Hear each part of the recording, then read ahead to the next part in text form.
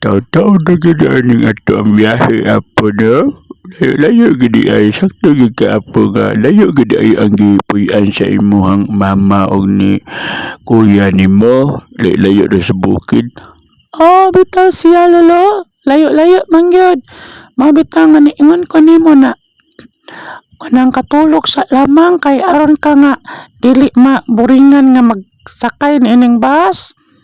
Sakto bitaw gyud si Inday pa. Katulog sa lang din ha kay aron dili bitaw ka makuan sa pagsakay nato nining bus kay tadtauran pa gyud ta sa tuang paglabigyan nining ato ang sakyan nga bus. Sumayo nang mo tagpilaw usa ka moduko ka kay aron nga dili ka makabantay sa oras o pagdagan ba.